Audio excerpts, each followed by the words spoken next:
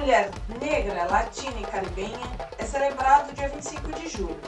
Nessa mesma data é comemorado o Dia Nacional de Teresa Benguela, líder quilombola de destaque que resistiu à escravidão durante 2 décadas no século XVIII, lutando pela comunidade negra e indígena que vivia sob a sua liderança. Em 1992, um grupo de mulheres negras oriundas dos países da América Latina reuniu-se em Santos Domingo, na República Dominicana, para a realização do primeiro encontro das mulheres negras, latinas e caribenhas.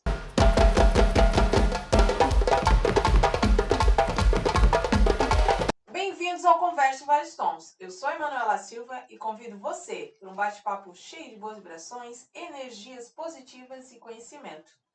Estamos transmitindo pelo Spotify e pelo YouTube. O tema de hoje é musicalidade, Julho da Negra.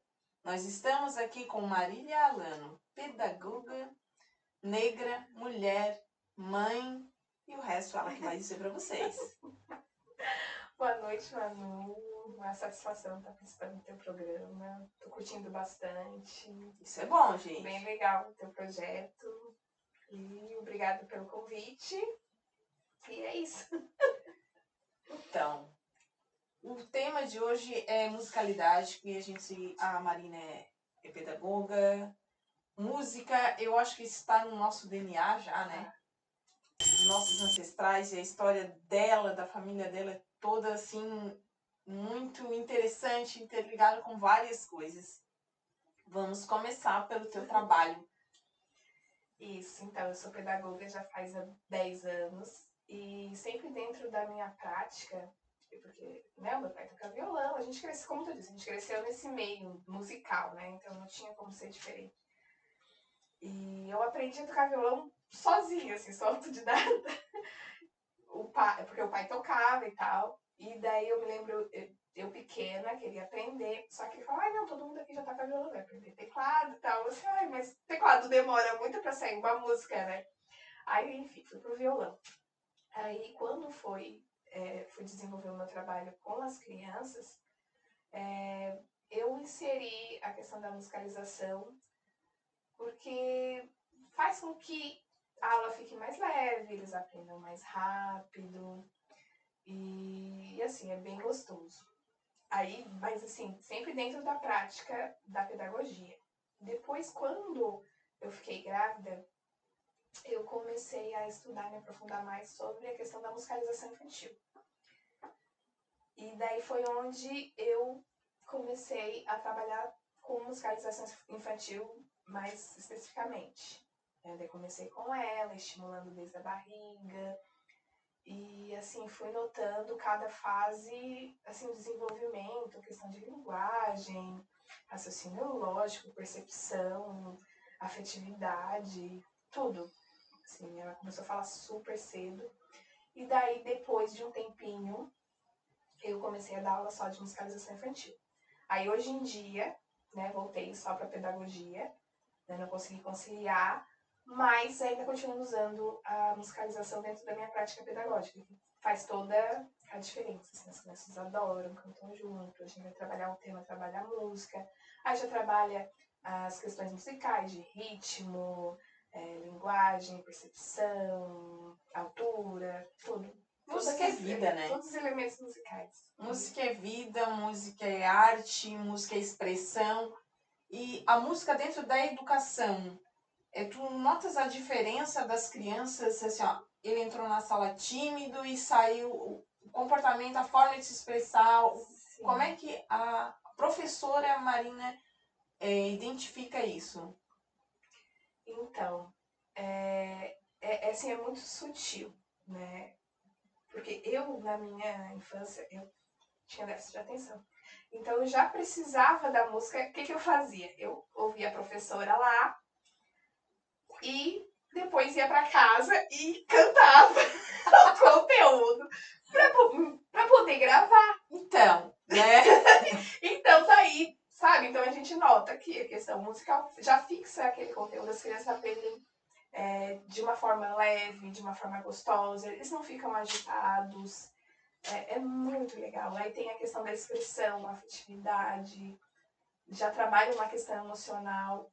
Então, assim, faz toda a diferença.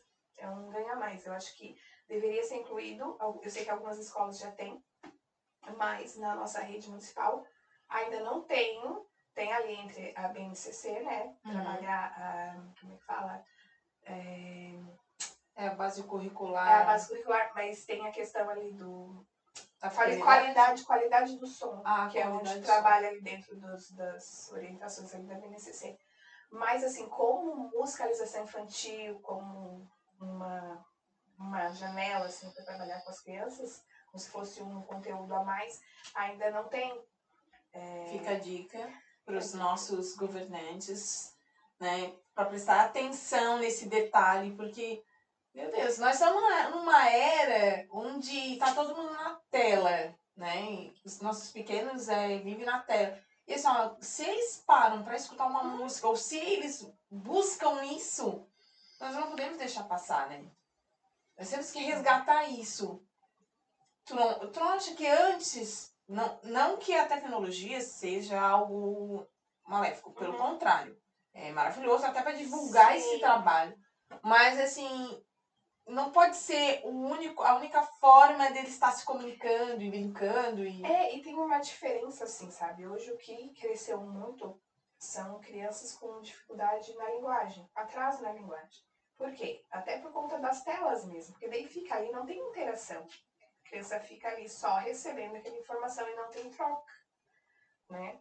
Então tem uma procura muito grande, inclusive quando as pessoas procuram meu trabalho da musicalização, exatamente com aquelas crianças que têm atraso na linguagem. Isso desenvolve bastante, porque daí tem a troca, eles cantam, né? Então eu acho que a tecnologia ela veio para somar, né? Mas em excesso acaba prejudicando, né?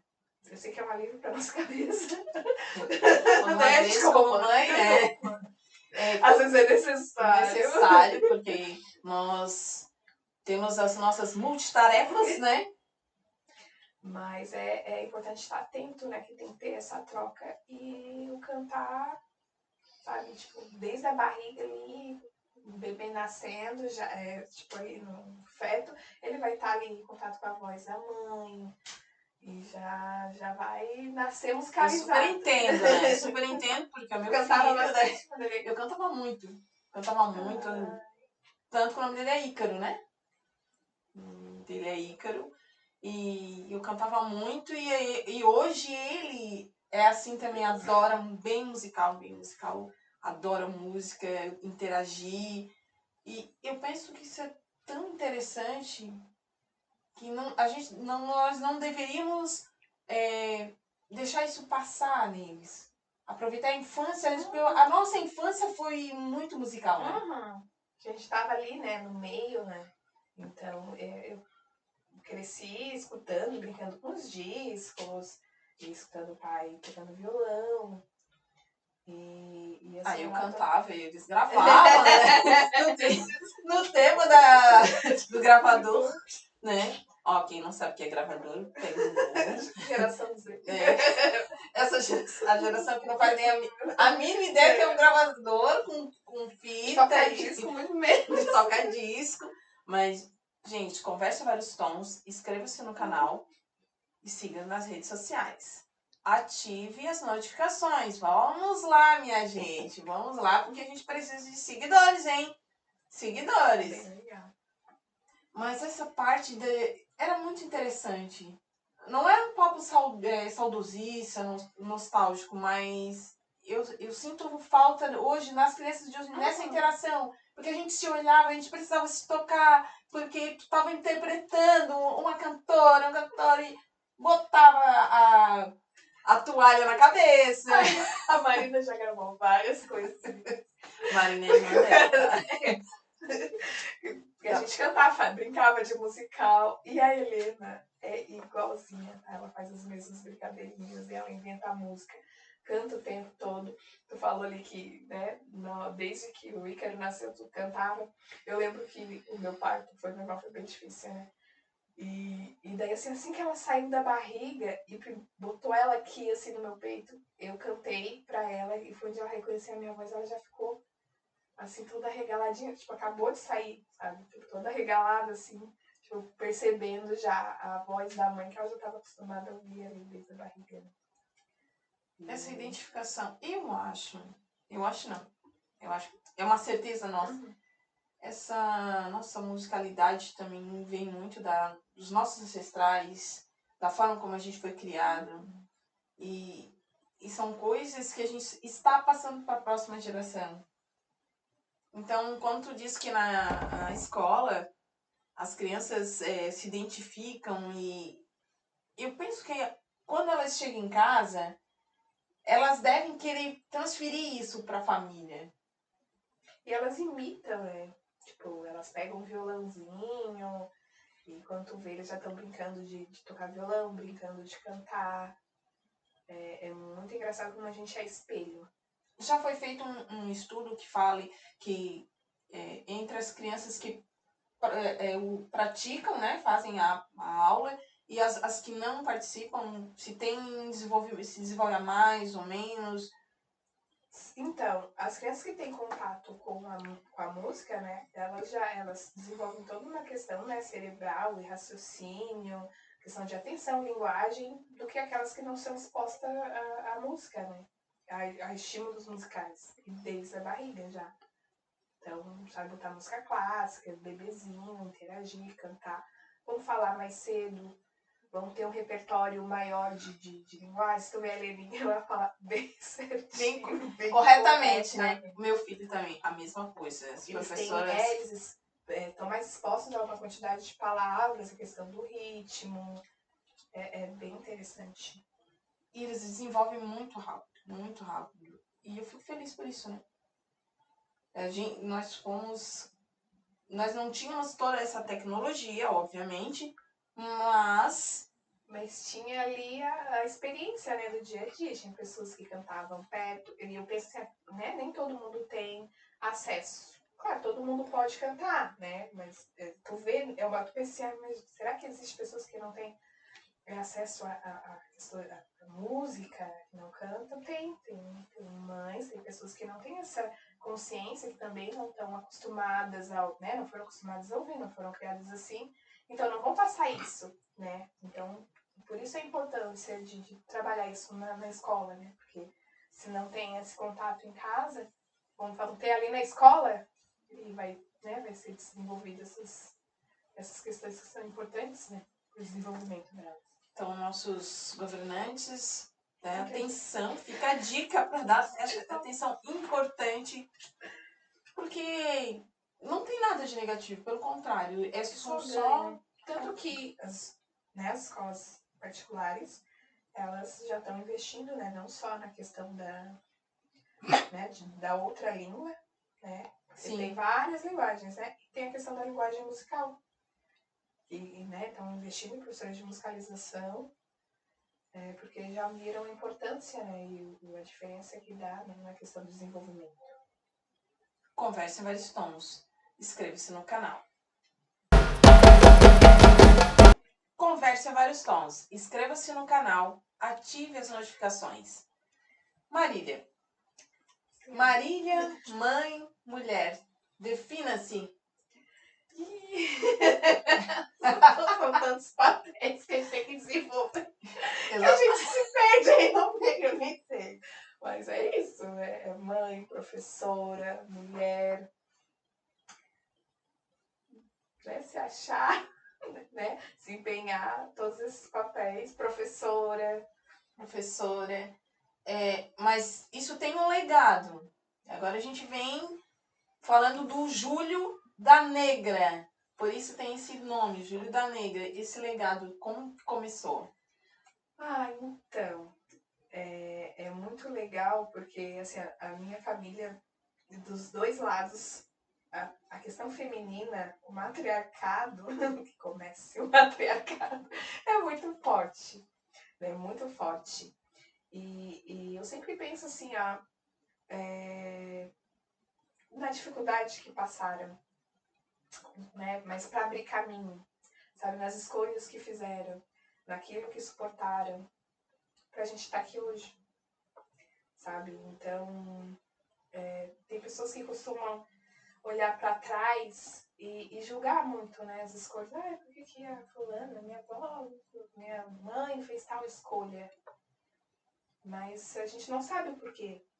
Mas às vezes muitas vezes eu penso, é isso. Quantos sabe? sacrifícios elas tiveram que passar pra gente hoje estar aqui Engolir. conversando, né? Engolir toda uma sociedade repressora que ainda continua. E elas passaram por tudo isso. Pra gente poder estar aqui, sabe? Tipo, com esse espaço, falando abertamente, né? Trabalhando, exercendo papéis de mãe, mulher, professora. Então, sabe, hoje... claro, isso aconteceu muito depois que eu tive a minha filha, né? De estar me conectando Com as suas com as origens. minhas origens. E quando eu olho para trás, eu vejo muito isso, sabe? Um legado de força e muitas vezes, às vezes, sabe, de se enrijecer, se endurecer, às vezes de se isolar, de se abaixar, pra, sabe, abrir caminho pra gente estar aqui hoje, sabe? Pra gente poder fazer as escolhas assertivas que a gente faz, sabe? Eu procuro levar, assim, ó, esse legado da forma mais leve que eu consigo. Não é fácil, porque a gente ainda tem que, às vezes, se endurecer. Tem que, sabe? Se abaixar, muitas vezes silenciar. Mas eu penso assim, não, eu procuro também, né? Tenho as minhas escolhas para que a Helena também no futuro possa também ter, né? Ser assertiva e ter espaço. Então... Porque se nós estamos aqui foi porque quem esteve antes, nossas avós, nossas bisas, né? Todas elas fizeram escolhas e muitos sacrifícios para que a gente hoje está nesse espaço, nesse local falando delas. Não delas, mas sobre elas, sobre tudo que nessa nossa maturidade a gente consegue entender. Na nossa mais jovem que sabe, mas por que ela era assim? Sabe, às vezes, não faz isso, não faz aquilo. Deixa eu pensar por que ela fez essa escolha, por que ela agia dessa forma. Mas foi preciso, sabe? E isso, e pensar desse jeito também faz com que eu me conecte, me aproxime mais com a história linda delas. De todas elas, sabe? Desde tias, avós, bisas, tataravós. Que tem um legado tão bonito. A tua tataravó era benzedeira, curandeira, parteira. Vamos falar um pouquinho sobre ela. Olha, eu também fiquei assim, muito, muito encantada assim, com a história. Porque naquela época já era uma mulher de presença, de força, de nome, sabe? Que né? Ela adotou muitos filhos, cuidou de muitos filhos, né? Fez partos. E daí depois a minha bisa também continuou com a questão da reza, das benzeduras. E daí com a minha bisa eu tive bastante contato. E ela assim, era um doce, sabe? De pessoa. E a minha tata, né, todo mundo fala que ela também era uma mãe de todos, assim. Ela nasceu no final do período da escravidão. Ela faleceu com 104 anos. Aí tu imagina o tamanho do legado que essa mulher, quantas vidas ela ajudou a colocar. E conta a história que ela nunca perdeu nenhuma criança, sabe? E tu pensa, é muito forte, né? Já naquela época, sabe? Trazer esse... Sabe? Quando eu penso nessa história, eu penso muito assim no Renome. Ele fala, né? Saiu até uma matéria no jornal, e tem um livro até também sobre a história dela, que lá em Braço do Norte, que ela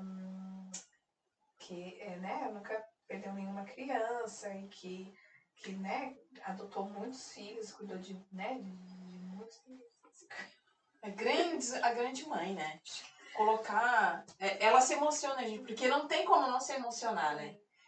A partir do momento que tu consegue ter acesso à tua ancestralidade, coisa que para nós negros no Brasil é complicado por toda aquela história de apagamento, da escravidão, que foi queimado os arquivos. Quem assistiu Conversa em Vários Tons, da Macumba para o Brasil, parte 2, vai entender do que eu estou falando agora. Bora lá, vamos assistir para dar sequência no nosso assunto. Mas é muito, assim, gratificante. Eu, por exemplo, como eu já falei, não consigo saber, né? Não tive esse privilégio, felizmente. Mas saber que a tua tataravó ajudou a fundar.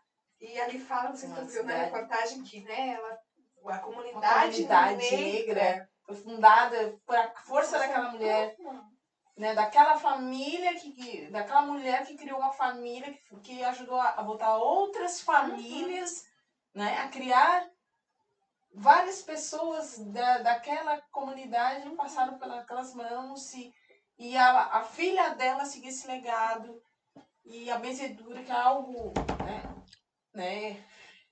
Nossa, é algo assim muito rico, é muito especial, né?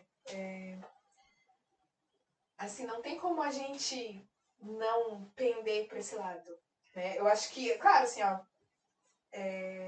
quando a gente é pequena e está inserido nessa sociedade racista, machista, a gente se perde, eu acho que no meio do caminho, sabe? Eu me lembro da minha infância, assim, quanto que me foi... Eu tentei me afastar e tem parte da questão da negação, porque é difícil tu se manter ali, né, crente nas tuas raízes, nas tuas convicções, sabe?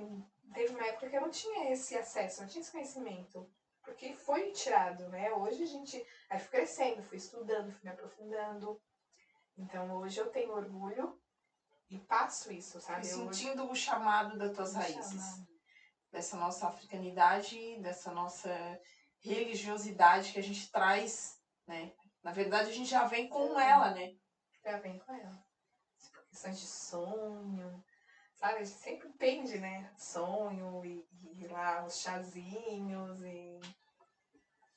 e as rezas. E tu imagina na época dela, da tua tataravó e tanto da tua bisavó, mas ali em Braço do Norte, com uma comunidade alemã, ser bezedeira, negra, mulher negra bezedeira, e ter esse reconhecimento. Eu acho assim, fantástico isso. Isso dá um empoderamento, né? Não sente? Sim. Sabe? É como se a gente andar, quando a gente se conecta, é como se a gente, sei lá, andasse. Sim, nós somos em corrente, né? Erguida. E a minha história, a tua história, a história né? das mulheres negras e das pessoas negras, né, do mundo. Então, é nossa história, saber que essa senhora, né? Quantas faz parte da minha história, faz parte da tua história consanguínea, né? E a gente tá aqui falando sobre ela. Isso é maravilhoso. E a tua bisa também continuar. Porque, gente, naquela época as pessoas não tinham acesso ao médico. Não é como hoje. Sim, e conta que depois ela foi, a minha bisa, né? Ela foi dada para uma família, que eram, enfim, muitas crianças, né? Que a mãe dela criava e tal. Então ela foi dada para uma família, só que ela gostava muito da mãe dela, né? Da minha tata. Então ela fugiu para voltar para a mãe dela. Então ela foi dada para uma família, ficou ali trabalhando e depois fugiu e voltou. E aí depois casou com o meu avô, que é Pedro Alano. Ele era comerciante, andava de carroça. E daí onde eles vieram morar pra cá, e daí tiveram 8 filhos. E desses 8 filhos, a família é gigantesca, que é gigantesca. E eu, inclusive, eu tenho um priminho meu, que é meu aluno. É muito fofo o Isaac. Muito fofo. E ela é bem devota. A minha bisa é bem devota. Bem devota, imagina. Ela Eu cresci dentro do Congá, assim, sabe? A gente não entendia muito, mas ela ia lá e dizia, gente, a gente, né, ia lá comer as balinhas do santo, e ela já ensinava as rezas, ensinava quem era, e falava, quem é esse, irmão? Quem é esse? Ela tinha um quadro do preto velho. O Conversa em Vários Tons é isso, gente. É aproximar as pessoas daquela realidade. Porque hoje em dia falar de Umbanda, falar de espiritualidade, as pessoas ficaram com um estereótipo negativo. E esqueceram, às vezes, que muitas vezes a sua avó foi aquela senhorinha que benzia com raminho, com rosário, ou a sua mãe levou naquela senhora Pra benzer do cobreiro. do cobreiro, do quebrante, né? E eram as médicas, eram as curandeiras. E salvaram muitas vidas. Inclusive, teve uma época. E os padres não condenavam isso. Não. Porque era oração. Inclusive, alguns padres também iam se consultar, porque a minha bisa morava bem, né? A minha família ainda mora ali bem perto da catedral, então, tipo, muitos padres recorriam a ela.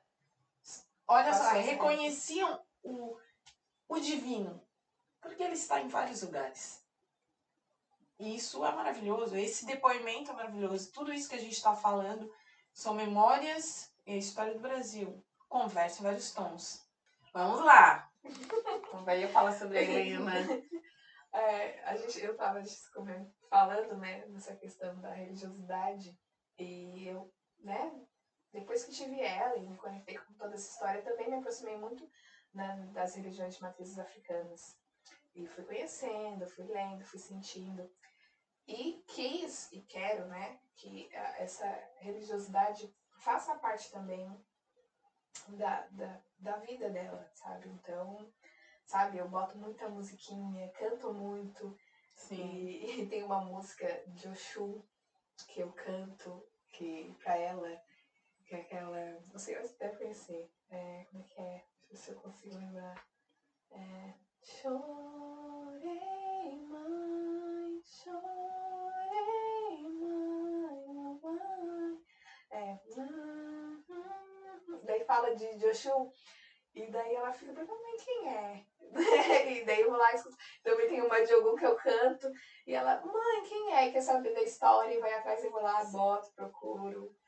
E ela super se conecta e canta. O meu filho, às vezes, esses dias de madrugada, ele acordou, sentou 3 estrelinhas, todas 3 de carreirinha. Como é Cosme da minha? A outra é Mariazinha. Ponto de Cosme, ele adora. Ele adora, ele não pode escutar um tambor, ele não pode escutar uma sineta tocando, assim. E é uma coisa que já vem dentro deles. E eu acho que é o chamado deles despertando, né? Não é a gente que tá forçando, não. É natural deles. Porque assim, eu penso na minha história, sabe? Quanto que, por conta de uma sociedade, foi negada e eu me afastei, sabe? Eu queria me encaixar num grupo social, eu queria ser aceita, né? De uma forma mais fácil. E me afastei, só que tava ali, sabe? Tava chamando, então rodei. Então, com o vento. E no fim, sabe? Eu acho que eu só me encontrei quando eu mergulhei, assim, toda a questão, sabe? A história faz parte de mim, então isso também sou eu. Quando tu te encontrou, quando tu mergulhou no teu eu, na tua história. É a minha história. Foi procurar longe, faz parte, né? Porque é difícil disso não acontecer, né, Maria? Ser aceita. Aí vem toda a questão também, a estética. Nós estávamos comentando, gente. Ser mulher negra no Brasil hoje em dia é bem mais fácil. Mas eu vi um tempo.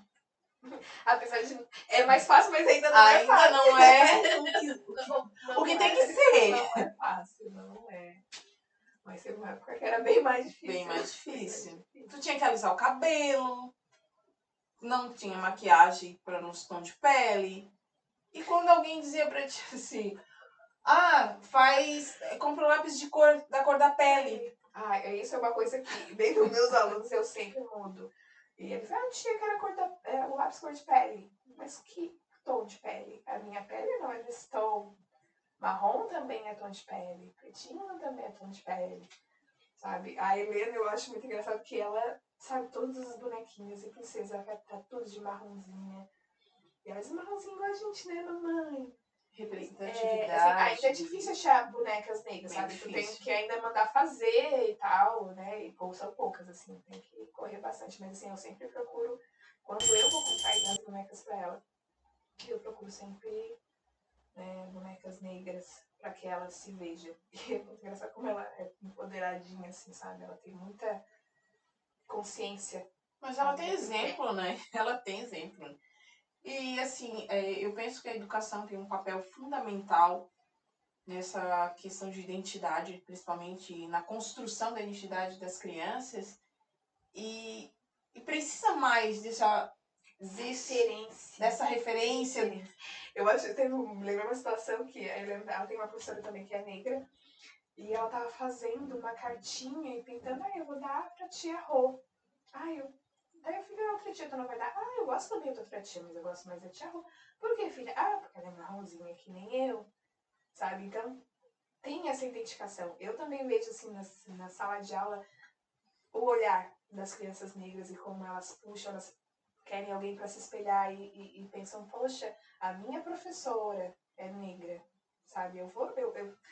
Eu posso chegar, assim como a gente também vê uma artista, sabe? Sim. Ou uma mulher linda, sabe? Ela está representando todas nós. Então a gente pode olhar e se ver espelhada, né? Naquele papel, né? Que ela tá exercendo ali. O meu filho, no primeiro dia, nas primeiras semanas que eu levei ele, aí tem a história do cabelo, né? O cabelo dele é cacheadinho. E quando eu fui buscar ele tava com o cabelo lambido. Aí meu marido falou, tu não falou nada? Eu disse, no primeiro momento eu não falei nada, porque assim, eu acredito que ela vai pentear o cabelo de todos, não vai deixar ele de fora. E também ela não talvez não saiba como lidar com o cabelo crespo. Porque todo mundo fala, não, somos todos iguais. Não, nós não somos. Somos diferentes e cada um com a sua particularidade. E temos que ser respeitados por isso e ser visto como. Aí passou um tempo, nós já falamos assim, vou deixar ele, não vou comentar nada por enquanto, vou levar um do creminho dele e tal. Aí passou na outra semana, fui buscar ele, tava com o cabelo todo cacheadinho. Mas quem veio trazer ele era uma professora que tinha o cabelo bem crespo. Não é que a outra estava fazendo, é por desconhecimento. Eu penso que é o que falta. Isso na... E falta assim também, Manu, que eu vejo, falta a questão, né, do conhecimento e falta a questão do buscar o conhecimento também, sabe? Eu acho que foi o tempo que a gente perdia, né, pra estar, né, explicando, eu acho necessário, mas hoje a gente tem Google, tem um monte de informação, sabe, para que, né, as pessoas principalmente que lidam com a educação, principalmente, sabe, essas pessoas tenham acesso e saibam como lidar, como falar, o que falar. Mas eu acredito que o papel maior seja da qualificação. Porque as pessoas estão tão ligadas no automático, somos todos iguais, que vai estar todos iguais. Agora, se elas têm uma qualificação, sabe? Porque a Marília já sabe, né? A Marília é negra, porque você, enquanto negra, já vai se portar como, né? Não vai... O nosso olhar, eu chego num ambiente, isso é muito engraçado, porque o meu olhar é esse. Eu chego no ambiente, já conto quantas pessoas negras tem. Não faz isso. Sabe? Quer ver quando a gente entra lá na Unisul, vê aqueles cartazes formando. O meu olho vai direto quantas pessoas negras tem.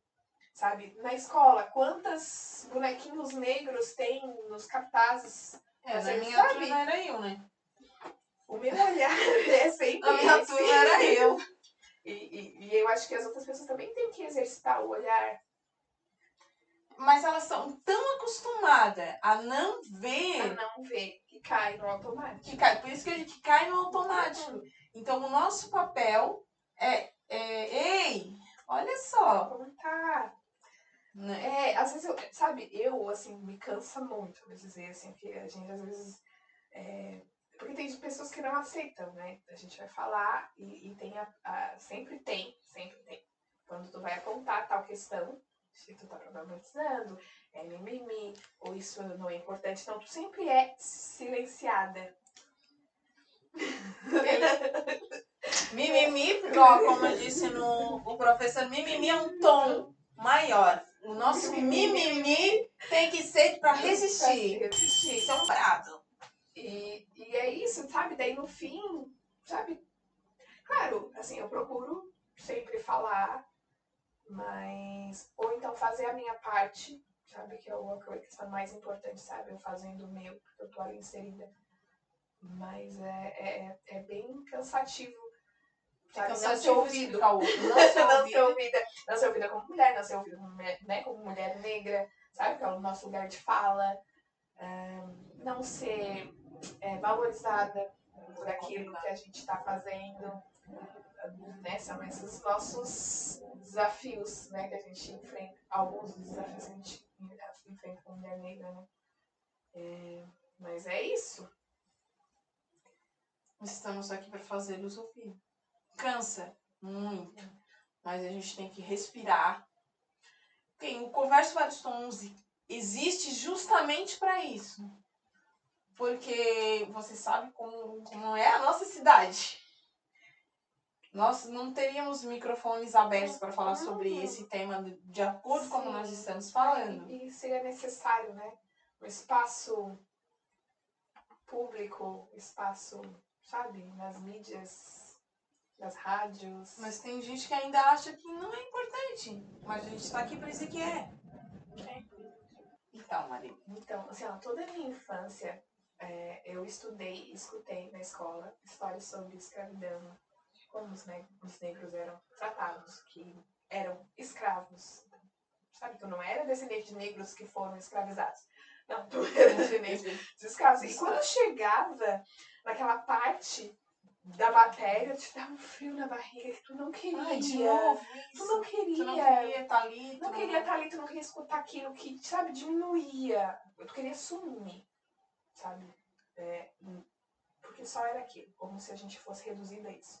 Aí tu pensa, na minha história, na história dessas mulheres, olha só, né? O que essas negras fizeram? Sabe, isso devia estar. Sabe, é a história de Tubarão, a história da região, é regional. Exatamente. Sabe, olha quanta cultura tem aí, quanto conhecimento, quanto empoderamento. Sabe? Onde é que estão as entidades que não estão tendo esse feeling? Isso faz parte da história de Tubarão e da história da negra de Tubarão. Das negras de Tubarão. E de todo o legado que elas deixaram. A gente não pode deixar perder. Nós temos que documentar tudo que é nosso. Porque apagamento a gente já teve muito. Já teve muito. Então a gente tem que resgatar tudo isso. A gente não vai voltar no passado, que é impossível.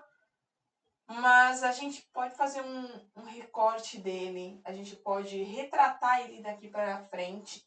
Para os nossos, para o futuro, para as crianças que estão vindo aí. Para ter referência. Referência. E como é importante, né? A gente olhar para trás, saber de onde veio, o caminho que a gente traçou. Dá muito suporte, né? Pra gente caminhar hoje em dia. Não, isso que tu falou só de uma parte da família, né? Tem a parte paterna. Né? Na parte materna, teve muito apagamento também, né? Essa questão de documento. Mas também, como eu te falei, foram sempre, a família sempre sustentada por matriarcas, né? A minha avó, sabe, sempre lidou com a terra, sabe, a mãe conta que o meu avô, eles fugiram para casar, né? Ele era bugre, assim, né? Tipo, mistura com índio. E eles eram primos. Sim, fugiram pra bem casar comum naquela época. E, sabe? E daí ele faleceu muito cedo, ela viveu com 23 anos. Nossa. Ele nunca mais casou, sustentou 3 filhos, mais um adotado. Sabe? Sozinha, na roça, sabe? Então, ela era pros netos, eu dei conta aqui, sabe? Claro, para educar as minhas tias, todas ela queria que estudasse, sabe? Então, ela sempre incentivou, sabe? Essa questão do empoderamento delas, do sustento. Porque, pra mim, quando eu penso nela, na minha avó materna, é muito isso, sabe? Tipo assim, como ela foi autossuficiente. Cuidou de tudo sozinha. Quanta renúncia. Quanta coisa ela guardou, nossa, quanto choro, quanto julgamento essa mulher passou. E ela não era uma pessoa sisuda, assim, sabe? Pelo menos pros netos, não. Sabe? Eu acho que ali era boa com todos os vizinhos, sabe? Lá onde hoje eu moro, na terra que ela deixou, né? Ali nos anos 60. E assim, todo mundo conhecia ela. Cozinhava uma cozinheira de mão cheia, cozinhava em casamento. E daí, assim, quando eu olho, pra ela estar naquele meio entre as pessoas brancas, ela teve que ser muito subserviente. Mas para que os filhos pudessem ter aquele espaço, aquela terra, serem respeitados ali. Sabe? Então, antes da gente olhar e julgar, sabe, pensar no que ela abriu mão. Hoje eu posso andar com a minha cabeça erguida, eu não preciso aturar desaforo, sabe? De vizinho, de ninguém. Porque ela aturou por mim, sabe? Que forte. Que forte, que força, né? Que sabedoria. E que triste que o ser humano tenha que às vezes, se podar dos seus sonhos para dar um futuro melhor para os seus, A né? nossa história é carregada disso, né? Tipo, deixa eu olhar para trás desde, né? Com certeza. Com certeza. Mas, assim, o bom é que a gente pode contar elas... A gente pode contar fazer uma releitura. Isso, uma releitura. Porque uma coisa é aquilo que contaram. E outra é aquilo que a gente pesquisou e olhar o outro ângulo, porque a gente sempre soube da história da escravidão por olhar também do escravocrata, né? Não foram os que sentiram na pele que falaram, né? Aí, os que foram coisificados, né? Na verdade, coisificados eram como animais, como objetos. E quando tu contas essas histórias, quando tu falas da herança da tua família, de todo esse legado, é força. É uma história de força, uma história de garra, de oportunidades para a próxima geração. É só orgulho, não tem que... aquela coisa que tu te diminuía na aula de... Sim, para buscar o meu espaço, eu me conecto muito com isso, sabe? Hoje eu passei por muita coisa, assim, sabe, na minha história. E assim, né, como mulher negra, e como, né, no mercado de trabalho, na sociedade. E tu acha que o campo da pedagogia que tu atuas agora, tu tens como missão levar um pouco da africanidade? Como tu trabalhas isso com teus alunos? Sabe, eu tenho isso como missão também, sabe? Tipo, contar essa história de uma forma mais bonita, sabe? Por esse ângulo, né, do negro, né? E fazer com que, né, as crianças vejam, tenham orgulhos, sabe? Então, eu procuro sempre estar fazendo projetos, né, ligados a questões, né, da africanidade. E é muito legal, eu me lembro de um projeto que eu fiz, e tal, sabe? Eu sempre trabalhei em área rural, então sempre poucos alunos negros, 1, 2, no máximo 2, mas eu sempre tenho 1, né? E eu me lembro que eu comecei com, né, era o primeiro ano, comecei com um projeto, com história, sabe, da princesa Bena, então todos, né, guerreiro, reis, rainhas, princesas, mas assim, o menino, ele não queria ser negro. Mas eu não falei nada, né, porque eu entendi o porquê que ele não queria. A história dele sempre foi contada de uma forma, né, eu também não quero ser escravo. Eu quero ser guerreiro, eu quero ser rei. E ao final do projeto Formou, eu nunca me esqueço disso, que até as crianças brancas queriam ser negras, foi muito legal. Isso é maravilhoso. E daí a gente fez cartaz de Negro é Lindo, e ele, sabe, ele ficou, sabe, isso tem na minha memória, assim, como a mudança do começo do projeto e ao final, que ele estava muito orgulhoso de ser negro, porque toda aquela história, todo aquele contexto era sobre ele. Sabe? Então, ele era o personagem, ele era o herói da história, porque geralmente retratado como bandido ou com o serviçal. Isso é maravilhoso, esse projeto não pode ficar esquecido. Vamos encerrando mais um Conversa em Vários Tons. Siga nossas redes sociais, inscreva-se no canal. Vamos lá, Marília? Jacaré.